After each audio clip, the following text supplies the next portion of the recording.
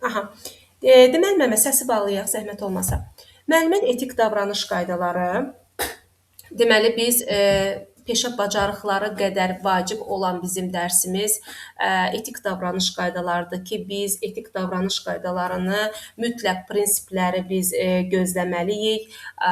Çünki biz bunu məktəbə qədər müəssisədə ümumiyyətlə çalışdığımız sahədən asılı olmayaraq cəmiyyət içərisində, ələxüsus da biz müəllim olaraq əgər bizim işimiz tərbiyələndirmək, maarifləndirməkdirsə, bizim işimiz azyaşlı uşaqlarla təlim-tərbiyə prosesini təşkil edirsə, nəinki bizim qarşılıqlı uşaqlarla, təhsil alanlarla qarşılıqlı əməkdaşlığa əsasən eyni zamanda təhsil verən bir şəxs olaraq valideynlərlə əməkdaşlıq, ailələrlə işdə, eyni zamanda bizim pedaqoji kollektivlə, pedaqoji heyətlə bizim davranış qaydalarımızda, müəllimin ümumilikdə etik davranış qaydalarını prinsiplərinə bir müəllim olaraq, təhsil verən şəxs olaraq bilməyimiz çox-çox vacibdir. İndi mən bir-bir deməli gəlmək istəyirəm ki, bax bizim qanunun aliliyi birinci olaraq, əvvəlcə baxaq qanunun aliliyi var, vicdanlılıq var, peşəkarlıq və fərdi məsuliyyət, loyallıq, digər adı sadiqlik prinsipi, daha sonra mədəni davranış, qərəzsizlik, ictimai etimad və konfidensiallıq. Deməli, bu 8 prinsip olduqca vacibdir. Əsas da ələxüsusda burada daha çox müəllimlərin qarışdırdığı yer loyallıqla ictimai etimadın ictimai etimad və loyallıq prinsipinin qarışdırılmasıdır. İndi gələcəm o hissəyə də təbii ki. İlkin olaraq başlayaq qanunun aliliyi. Qanunun aliliyi nədir? Müəllim ümumiyyətlə öz vəzifə funksiyalarının icrasında bizim qanun deyirəmsə qanunla hərəkət etməliyəm. Əgər mən testlərdə konstitusiya görərəmsə, ümumiyyətlə respublikanın qanunlarını, qanunvericiliyi, ümumiyyətlə yəni mən qanunla bağlı mənə verilmiş insan hüquqları və demokratik prinsiplərə əməl etməli olduğum təqdirdə mən qanunun aliliyi, etik prinsipini həyata keçirtmiş olaram. Nə zaman qanun pozular, qanunun aliliyi, əgər mən qanundan kənar bir iş görərəmsə, əgər mən tutalım ki, belə deyək də, bugün konstitusiyanın tələblərindən birinin riayət etmərəmsə, əgər mən öz belə deyək də, peşə etikamda öz vəzifə səlahiyyətimi icra edərkən hansısa mənim əgər vəzifə öhdəliyimdə bugün qanun bunu nəyisə nəzərdə tutursa, qayıdıram müəllimin hüquq və belə deyək, təhsil verənin hüquq və vəzifələri ilk dərsimiz yada düşür ki, necə ki, təhsil verən hüquqlu varsa, yəni tək təhsil verən yox, hər birimizin, yəni orada vəzifə borcu, daha çox qanunun aliliyi müəllimin vəzifə borcudur. Əgər müəllimin vəzifə öhdəliklərini biz bugün daha yaxşı biliriksə, deməli qanunun aliliyi etik prinsipini də onun içərisində daha yaxşı öyrənmiş olacağıq. Çünki burada yəni bir sözlə açar söz olaraq yadda qalsın ki, müəllim qanun qaydaya əməl etməlidir və borcludur.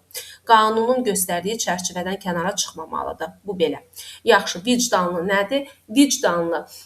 Müəllim bir vicdanlılıq nümunəsi göstərməlidir. Çünki əgər burada söhbət cəmiyyətdən gedirsə, söhbət dövlətin maraqları naminə gedirsə, tutalım ki, biz əgər cəmiyyətdə öz nüfuzumuzu bərqərar eləmək istəyiriksə, çünki biz bir müəllim adını daşıyırıqsa, biz öz peşə fəaliyyətimizi mütləq şərəfli və səmərəli yerinə yetirməliyik. Çünki biz hər bir şəxs üçün rol model vicdanlı nümunəsi rolunu oynamalıyıq.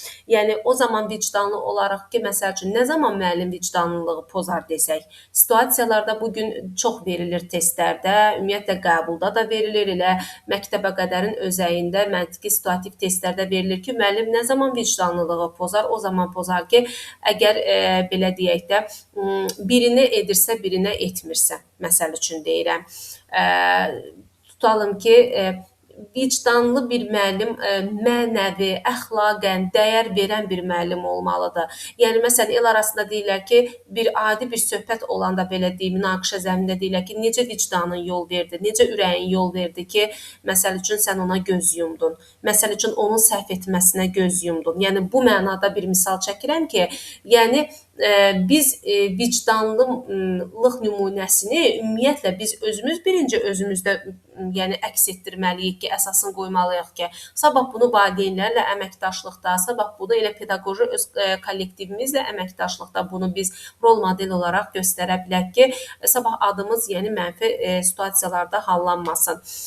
Yəni hər kəsə bərabər hüquqlu yanaşmaq, ümumiyyətlə əgər tutalım ki, konfliktli bir mübahisə də varsa belə, yenə də siz özünüzü təmkinlə aparmalısınız. Yenə də belə deyim, çalışmalısınız ki, nə qədər də olmasa bərabər hüquqlu, yəni heç kəsin qəlbinə toxunmadan belə deyək də qarşı tərəfə öz cavabınızı verə biləsiniz. Yəni vicdanlılıq budur. Yəni şəxs üçün vicdanlılıq nümunəsi olmaqdır bir növ. Yaxşı, bəs peşəkarlıq fərdi məsuliyyət nədir? Birinci peşəkarlıq, ümumiyyətlə, peşəkarlıq və fərdi məsuliyyət. Burada daha çox bizim fərdi məsuliyyət deyəndə daha çox bizi səriştələrdən şəxsi və sosial məsuliyyət ilkin olaraq ağlımıza gəlir ki, biz orada da deyirdik ki, şəxsi məsuliyyətini dərk edən şəxs sabah cəmiyyət içərisində də öz sosial məsuliyyətini dərk etmiş olacaq. Sabah qrup içərisində, sabah belə deyək, sosiallaşanda, kollektiv daxilində, pedaqoji heyət fərqi yoxdur. Yəni harda işləməsindən asılı olaraq öz çevrəsi daxilində də öz sosial məsuliyyətini dərk etmiş olacaq. Çünki bu gün mən əgər şəxsi öz fərdi məsuliyyətimi bilən bir insanamsa, sabah əlbəttə ki, özünə hörmət qoyan bir insan sabah qarşısındakına da hörmət qoymağı bacaracaq. Yəni ona görə də fərdi sosial məsuliyyət müəllimin də məhz etik prinsip qaydalarının içərisində məhz peşəkarlıq olaraq fərdi məsuliyyət. Burada sırf onun fərdi məsuliyyəti nəyəsə qarşı özünün şəxsi işləri ilə bağlı məsuliyyəti demək deyil. Sırf öz peşəkarlıq fonunda, öz peşəkarlıq yöntəmində, öz şəxsi belə deyək də peşəsi ilə bağlı, öz şəxsi vəzifə borcu səlahiyyətlərini icra edərkən onun peşəkarlıq məsuliyyətindən söhbət gedir ki, bu da Azərbaycan Respublikasının qanunvericiliyi ilə müəyyən olunmuş vəzifələr çərçivəsində peşəkar səviyyədə yerinə yetirməyə borcludur. Yenə vəzifə funksiyalarıdır. Bəzən gəlirik burada qanunun aliliyi ilə göstərəndə, tutarıq biz qanunun aliliyində də dedik ki, burada vəzifə öhdəliyidir, burada da dövlətin verdiyi bizə qanun qaydanı əməl etməkdir. Burada da və peşəkarlıq fərdi məsuliyyətə də görürük ki, Respublika qanunvericiliyi, yəni mən burada ayırd eləməliyəm, burada da qanunvericilik verilir. Burada da deməli bizim qanunlardan söhbət gedir. Amma peşəkarlıq fərdi məsuliyyət çox-çox fərqlənir. Yəni bunu heç vaxt qarışdırmaq olmur qanunun aliliyi ilə. Ona görə ki, biz burada sırf qanun qaydaya, bağlanılmış müqavilənin tələblərinə, konstitusiyaya əməl ediriksə, peşəkarlıq fərdi məsuliyyətdə isə sırf belə deyək də öz vəzifə öhdəliyimizi dərk edərək öz vəzifə funksiyalarımızın keyfiyyətli, səmərəli şəkildə yerinə yetirilməsinə görə biz məsuliyyət daşıyırıq. Çünki sözdə məsuliyyət sözü var.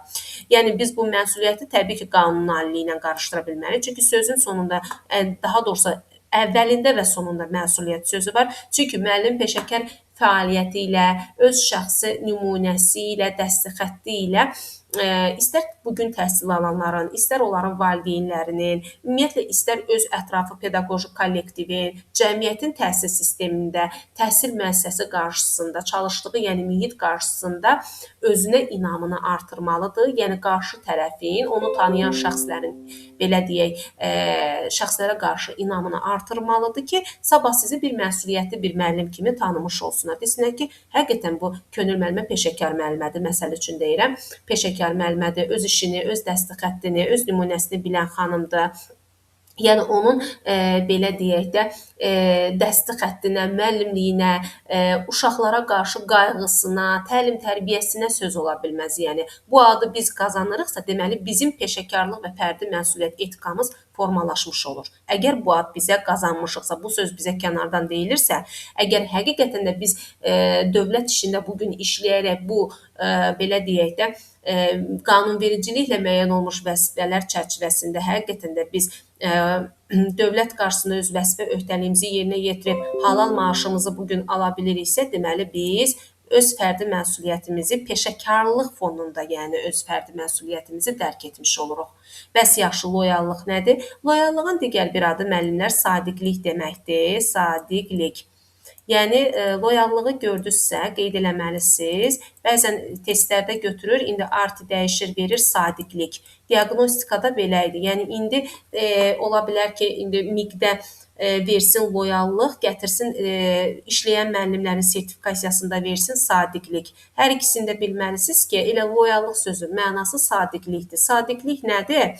Yəni müəllim belə deyək də sadiq qalmalıdır. Müəllim nəyə sadiq qalmalıdır? Məsəl üçün müəllim tutalım ki, baxın peşə vəzifəsinə deyir aid olmadığı hallarda işlədiyi, yəni çalışdığı, fəaliyyət göstərdiyi həmin o təhsil müəssisəsinin, tutalım ki, dövlət orqanlarının, onların rəhbərlərinin fəaliyyəti ilə əlaqədar tənqidi çıxışlar verməməlidir. Məsəl üçün necə? Bu gün siz işlədiyiniz müəssisə haqqında sabah gedib başqa bir yerdə oranın resurslarından, oranın ümumiyyətlə dəstəkləyici mühitindən, inkişaf etdirici daxili mühitindən, təhlükəsizlik baxımından, bina struktur, infrastruktur baxımından, təşkilati funksiya baxımından, yəni ümumiyyətlə yəni heç bir şeyindən danışmamalısınız. Yəni danışsaz da belə, yəni ictimai tənqidi formada danışmamalısınız. Belə məlumat xarakterli informasiya verə bilərsiniz, amma sadəcə olaraq tənqidi ictimai mülahizələr etməyin. Yəni ictimai şəkildə ictimailəşdirdinizsə, bilin ki, siz loyallığı pozmuş olursunuz, yəni. Çünki bir növ sadiqəmsə, öz çalışdığım, fəaliyyət göstərdiyim, deyirəm, məsəl üçün, belə bir söz olur, deyir ki, mən sənin müdürünəmsə, mənə sadiq ol da, yəni, gedib ayrı yerdə tutalım ki, bizim işi pisləmə, məsəl üçün deyirəm, bizim müəssisənin adına xələl gətirmə. Yəni, əgər belə tənqidi mülahizələr edəcəksənsə, bugün öz peşənlə bağlı, söhbət yenə də deyirəm, burada şəxsi özümüzlə bağlı getmir. Sırf çalışdığımız peşəkarlıq fonunda, yəni bizim öz təhsil çalışdığımız müəssisə ilə bağlı sadiqlik prinsipindən gedir ki, yəni görürsünüz, burada da qeyd eləyir ki, ictimai mülahizələrdə sırf qanunsuz fəaliyyəti təbii ki, istisna olmaqla qanun icazə verirsə et. Qanun icazə vermir heç bir halda. Niyə edəsən ki, təbii ki, qanuni olaraq sən burada loyallığı, sadiqliyi pozmuş olursan. Yəni, müəllim peşə fəaliyyəti zamanı müəllim adına və nüfuzuna, habelə müəssisənin işgüzar nüfuzuna xələl gətirə biləcək hərəkətlərə yol verməməlidir. Birinci öz müəllim adı və nüfuzu təbii ki, burada müəllim adı və nüfuzu deyəndə bəzən müəllimlər elə bilir ki, burada fərdi məsuliyyətdən söhbət gedir. Bax, bu bayaq danışdığım bu peşəkarlıq fərdi məsuliyyət. Amma yox, burada çünki biz fərdi məsuliyyətdə deyirik ki, biz vəzifə öhdəliyimizi yerinə yetirməyə borcluyuq. Çünki mənim bugün, bilirsiniz necə, vəzifə öhdəliyi biz hüquq vəzifələrdə də keçmişik ilk dərslərə qaydanda ki, məsəl üçün, təhsil verənin görürsünüz hüququndan çox vəzifə öhdəliyi çoxdur. Amma təhsil alanın uşağın daha çox hüququ çoxdur. Uşağın elə çox vəzifəsi yoxdur. Uşağın nə vəzifəsi olacaq? Uşağın valideyninin vəzifəsi var ki, məsəl üçün, müəssisə ilə əməkdaşlıq etsin. Tutalım, ictimai davranış qaydalarına riayət eləsin, öz övladını əxlaqi tərbiyəvi mühitdə böyütsün. Yəni, övladını tərbiyə etmək valideynin vəzifə borcudur, ən azı biz təhsil verən şəxs qədər. Amma uşağın görürsünüz, bugün hüquqları daha çoxdur dövlət qarşısındakı ki, dövlət də bunu deyir ki, bizə hüququ çoxdur, amma vəzifəsi demək olar ki, uşağın vəzifələri bugün dövlət bizə çərçivə sənədində çox vermir. Ancaq təhsil verənin, müəllimin vəzifələrindən yüklüyür də, belə deyək. Yəni, loru dildə desək ki, çünki müəllimin öhdəliyi çoxdur vəzifə borcu. Və bugün məsuliyyət görəndə bilin ki, vəzifə götürüləcək, ayırd etmək üçün. Yox, loyallıqda artıq biz deyirik ki, müəllim öz sadəcə olaraq müəllim imkan verməsin ki, nə öz adına söz gəlsin, loru dildə desək, nə də çalışdığı müəssisənin adına xələl gətiriləcək bir söz vurğulanmasın, yəni. Bunu da, yəni, vurğulanmam, yəni, xələl gətirəcək ifadələrə yol verməmək üçün gedib başqa yerdə, kənar yerdə, ayrı yerdə danışmamalıyıq biz. Yəni, bir növ konfidensiallığı özümüzdə qorumalıyıq ki, yəni mən niyə hər şeyi gedib kənarda danışmalıyam ki, sabah da deyirlər, məsəl üçün, başqalarının da qulağı var, çatır ki, sən müəssisənin haqqında bu cür danışmısan. Sən artıq sadiqliyi pozmuş olursan. Yəni, sadiqlik, loyallıq bu deməkdir, yəni. Bəs yaxşı, mədəni davranış nədir? Mədəni davranış çox rahat bir etik prinsipdir. Yəni nə bunu digər etik prinsiplərlə qarışdırmaq əslində düzgün deyil. Çünki çox rahatdır. Hər birinin özünün rahat açar sözləri var ki, məsəl üçün mədəni davranışda biz nə götürürük? Müəllim əməkdaşlığı. Müəllimin əməkdaşlıq, kooperativ bacarığı. Bacarıqlarından kooperativ bacarığı. Niyə? Müəllim doğru düzgün kooperativ əməkdaşlıq quran bir müəllim, kommunikativ bacarığa sahib olan bir müəllim bugün uşaqlarla, rəhbərliklə, öz həmkar yoldaşları ilə, eyni zamanda valideynlərlə davranışında nəzakətli, xeyirxah, diqqətli, təmkinli olmalıdır. Çünki müəllim də bir danışıq etikasına sahib olmalı. Müəllim də bir danışığını, nə olar ki, müəllim olanda danışığını bilməlisən. Müəllim yerli yerində bilməlidir. O deyir, yeri gələndə gülməli, yeri gələndə əsəbi olmağı, yəni bacarmalıdır. Yerli yerində, yəni situasiyadan fərqli olur. Düzdür, indi biz müəllimlərə çox aqressiya, əsəb yaramır. Çünki biz körpə uşaqlarla çalışırıq, yəni az yaşlılarla çalışırıq. Biz daha çox yəni uşaqlarla əsəbi olmamalıyıq. Oluruq, gərgin iş rejimidir. Niyə olmuruq ki? Ən ağır iş bizim işimizdir. Yəni bu dəqiqə fasiləsiz təhsil sistemində tərbiyəçilərin işidir. Sadəcə olaraq əsəbi situasiyalarda belə çalışmalıyıq ki, o əsəbimizi ətrafa yansıtmayaq, uşaqlara daha çox yansıtmayaq. Onsuz bizi başa düşən düşür. Ətrafımız, nə bilim, dayə yoldaşımız, digər nə bilim, həmkar yoldaşımız, rəhbərlik və s. pedaqoji kollektiv başa düşür. Çünki onlar da bizim qədər bu işin içində o yükü daşıyırlar. Niyə başa düşməsinlər ki? Amma biz onu uşağa bir də valideynlərə çox yansıtmamalıyıq ki, çünki işimiz valideynlərlə əməkdaşlıqdan yenə keçirsə, valideynlərlə danışığımızda, yəni əsas bacarıqlara, əməkdaşlıq bacarıqlarına, mədəni davranış qaydalarına çox mühüm yer verməliyik ki, çünki bizə sabah peşə fəaliyyətimizlə əlaqədar bir tənqidi fikirlər, iradlar bildirəndə, məsəl üçün valideyn bizə irad bildirəndə və yaxud da müdirə bizi çağırıb yanına öz iradını bildirəndə, hansı şikayətlə bağlı, biz onu qəbul eləməliyik. Biz onu özümüz üçün qiymətləndirməliyik və ondan düzgün nəticə çıxarmağı bacarmalıyıq. Yəni ki, görən mənim səhvim nədir ki, bugün mənə bu iradlar bildirildi. Aydındırmı? Eyni zamanda müəllim səmimi, çalışqan, intizamlı, təşəbbüskar, yəni bütün bu daxili keyfiyyətlərdir də bunlar. Müəllimin üz mimikasından tutmuş, gülərüzlüyündən, səmimiliyindən, xoş xasiyyətliyindən tutmuş, çalışqan, təşəbbüskar, təbii ki, təşəbbüskar nədir? Öz üzərində işləyən müəllim. Daim özünü inkişaf etdirən müəllim, uşaqlara daim yenilikləri öyrədən, yeniliklərə açıq olan müəllim.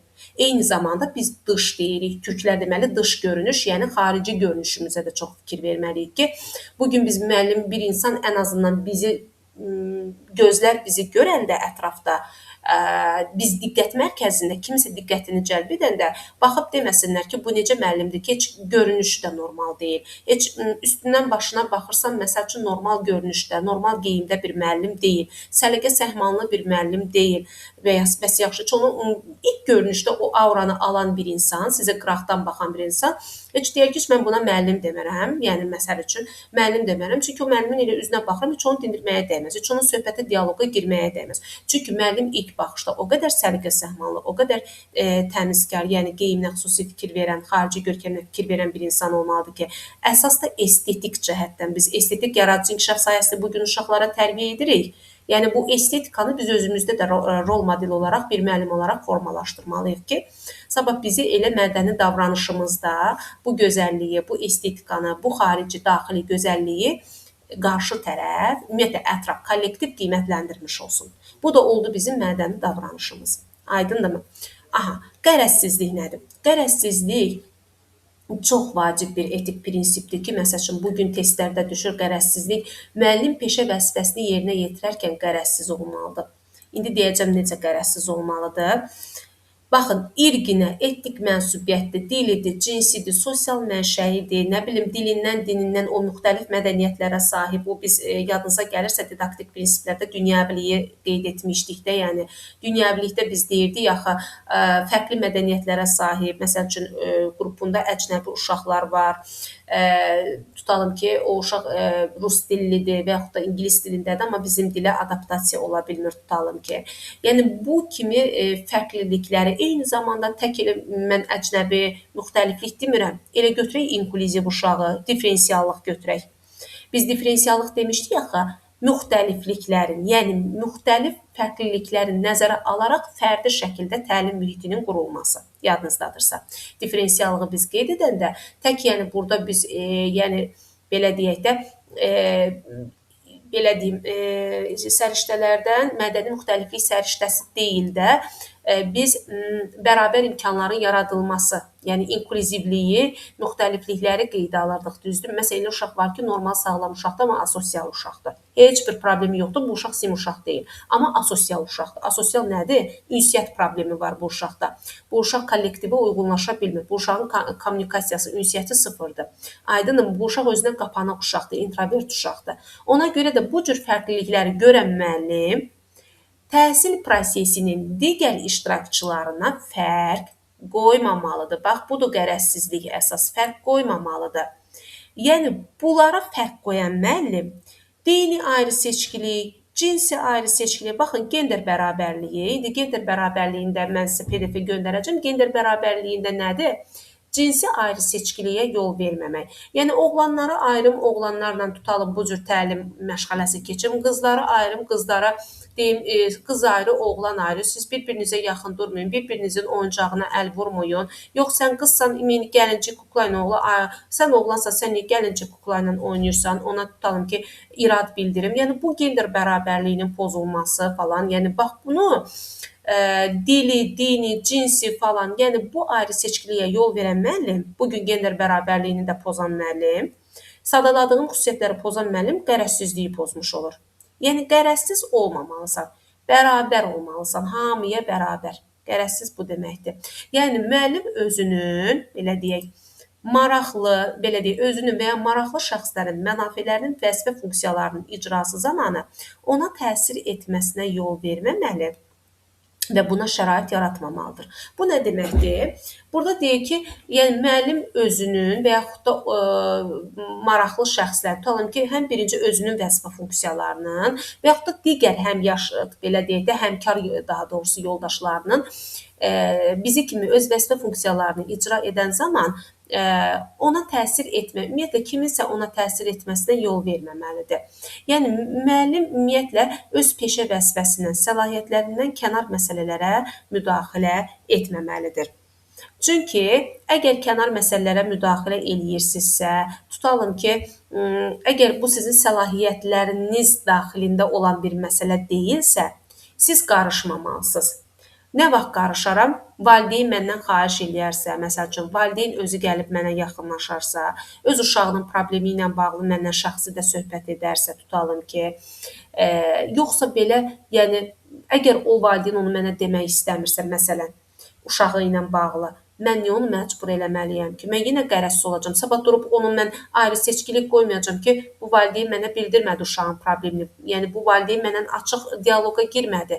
Mən onun uşağı ilə də belə deyək, problem yaradacam. Yox, qərəzsizliyi pozursuz, belə deyək də. Qəti şəkildə, yəni ayrı seçkilik qoyma. Ayrı seçkilik qoydunuz uşaqlar arasında, qərəzsizliyi pozdun sən. Yəni, bax, budur qısa cavab, yəni konkret cavab budur. Bəs yaxşı, ictimai etimad nədir? Adından göründüyü kimi ictimai. Baxın, ictimai. İctimai etimadın qorunması. Yəni, burada müəllim yenə peşə nüfuzunu möhkəmləndirir, öz adını, şərəf ləyaqətini uca tutur. Belə deyək də, əgər bütün bu sadaladığımız, bayaqdan ki, bu danışdığımız ki, bu etika prinsiplər ki var, etik davranış prinsipləri var, ümumiyyətlə, bunların hansısa birini pozarsa, hansısa birini, heç hamısını demirəm, hansısa birini pozduğu halda, artıq burada ictimai etimadı da pozmuş olur. Çünki əgər müəllim bugün bir mədəni davranışında bir yanlışlığa yol verirsə, normal əgər belə deyək də, mədəni davranış nədir? Normal etika qaydası yoxdursa müəllimin, yəni pedaqoji kollektivlə normal əməkdaşlığı, ünsiyyət formu yoxdursa, təbii ki, ictimai etimadı da pozmuş olacaq. Tutalım ki, konfidensiallığı pozursa, məsəl üçün burada deyək ki, qərəzsizliyi pozursa, yəni sabah artıq ictimai etimadı da pozmuş olacaq. Çünki niyə? Artıq ictimai etimadı itirmiş olacaq. Etimad budur ki, məsəl üçün, sənə pedaqoji heyət güvənir, müəllim yoldaşların güvənir. Daha çox valideynlər güvənir ki, övladlarınız sizə etibar eləyir. Məsələn, deyir ki, mən Könül müəllimədən arxayınam. Yəni, mən neçə ildir artıq tanıyıram. Ən azından 1 ildir, 2 ildir tutalım da. Yəni, indi aşağı qrupdan gələn yəni uşaqlar sizə keçəndə, məsəl üçün, yuxarı qrupa dəyişəndə, böyük qrupa və yaxud da məktəb hazırlığı artıq müəllimlər sizi tanıyır illərdən azından ki, valideyn də artıq bir-birini ötürür ki, bu müəllimə çox yaxşıdır. Çox tam rahatlıqla 1 il Könül müəllimənin qrupunda mən övladımı tutalım, tam rahatçılıqla verə bilərəm də. Yəni ki, ən azından yarım smenlik 10 neçə saat müddət ərzində mən arxayınam həmin müəlliməyə ki, çünki etimadı qazanmış olursunuz axı. Yavaş-yavaş vaxt prosesi keçdikcə, zaman keçdikcə siz həm valideynlərin etimadını qazanmış olursunuz, valideynlərdən əlavə ən birinci kollektivin, çalışdığınız müəssisənin rəhbərliyi, sizi tanıyanların etimadını qazanmış olursunuz. Ona görə də ictimai etimad çox-çox vacibdir. Elə bil ki, bayaqdan danışdığım bu prinsiplərin ümumiləşdirilmiş halıdır. İctimailəşmiş, ümumiləşmiş halıdır ki, məsələn, müəllim etimadı pozmamaq üçün, yəni müəllim necə olmalıdır? Müəllim qərəzsiz olmalıdır, müəllim vicdanlı müəllim olmalıdır. Yəni müəllim heç kəs belə deyək də arasında ayrı seçkiliyə yol verməməlidir. Eyni zamanda pedaqoji kollektivlə də belə olsun, mədəni davranış qaydaları belə olsun, müəllimin şəxsi peşəkarlıq etik qaydası belə olsun, prinsip olsun belə. Yəni o zaman ictimai etimadı pozmuş olar ki, tutalım ki, müəllim çalışdığı müəssisənin fəaliyyəti barədə tutalım ki, informasiya verərkən, informasiya çatdırarkən onu yanlış məlumatlandırsın. Aydındırmı? Müəssisənin nüfuzuna xələl gətirəcək yanlış informasiyalar yaysın. O zaman ictimai etimad pozulacaq. İndi burada müəllimlər deyir ki, müəllimə, axı bu cümlə burada məsəl üçün var ki, bu hissədə müəllim deyir, kütləvi informasiya vasitələri nümayəndələrinin qanunla müəyyən edilmiş qaydada doğru məlumatlanmasına kömək göstərməlidir. Yaxşı. Bəs burada da qeyd olunur ki, yuxarıda da belə bir şey var idi, loyallıqda.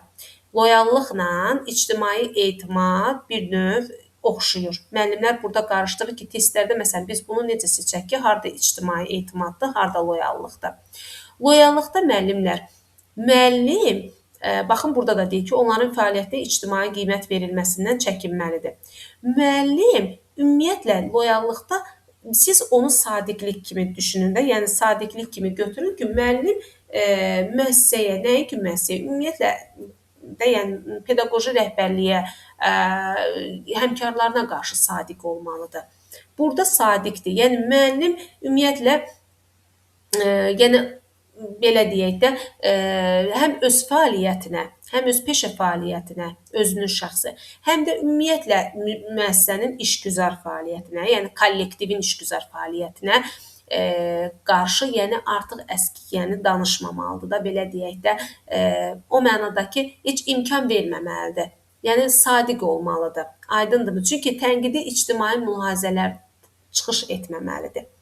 Yəni əgər çıxış edərsə sadiqliyi pozur. Bugün mən gedib nəsə məsəl üçün çıxış eləsəm, nəsə qanunsuz fəaliyyət olaraq, istisna olaraq nəsə danışsam, pozmuş olacaq sadiqliyi.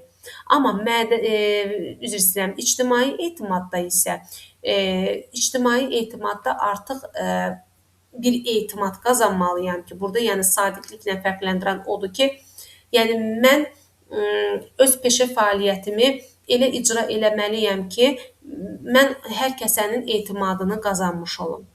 Yəni artıq ictimaiyyət mənə inanmış olsun. Aydındırmı? Yəni hətta mən bütün bu sadaladığım prinsipləri pozmayım. Pozsam artıq ictimai etimadı pozmuş olaram.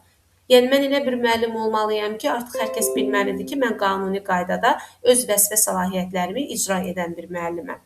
Ona görə də məndən də kimsə müəssisənin, belə deyək də, gəlib məndən kimsə sorğu-sual keçirsə, məsəl üçün deyirəm, gəlib bağçanın, tutal nazirlikdən gəlirlər, yuxarıdan gəlirlər, bağçanın vəziyyəti ilə bağlı, bağçanın binası, daxili bütün güşələrinə qədər, nə bilim, infrastrukturuna qədər, mühitinə qədər, resurslarına qədər, qidasına qədər, hər bir şeyinə qədər gəlib məndən məsəl üçün sorğu-sual keçirsələr, mən yəni olduğu formada doğru məlumatlandırmalıyam.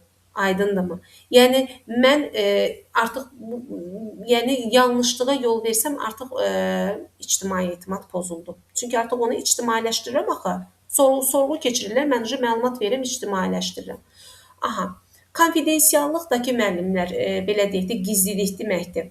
Gizlilik, digər adı gizlilikdir. Yəni konfidensiallıq bu gün pozursunuzsa, gizliliyi, məxfiliyi, digər adı məxfilikdir təbii ki, pozmuş olursunuz. Çünki müəllim belə deyək də öz peşə fəaliyyəti zəminində təhsil alanların, valideynlərin, ümumiyyətlə nəinki uşaq valideyn, elə öz həmkar yoldaşlarının da şəxsi həyatı barədə ona verilmiş informasiyanı, onda olan məlumatların konfidensiallığını, loro dillə desək, gizliliyini, məxfiliyini müəllim təmin etməlidir.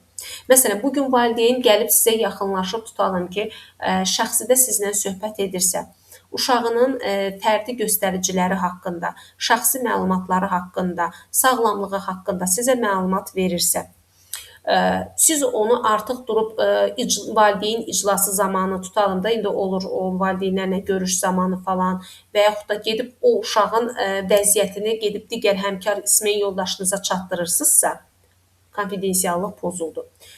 Lazım bilir ki, gəlib sizə deyir də, siz niyə onu gedib tutalım ki, digər qeyri bir üçüncü şəxslərin arasında danışasınız. Konfidensiallığı pozursuz. Aydındırmı? Ona görə də məxfiliyi pozmamaq üçün müəllim konfidensial, yəni müəllimdə o sir deyirik, sir saxlama qabiliyyəti də belə deyək, loro dildə başa salım olmalıdır. Yəni budur müəllimlər. Yəni əsas bizim belə deyək də etik davranış qaydalarımız, bax ən vacib, yəni qaydalar budur ki, bu gün qəbulda situasiya təbii ki şəklində müəllimlərin qarşısında verilir.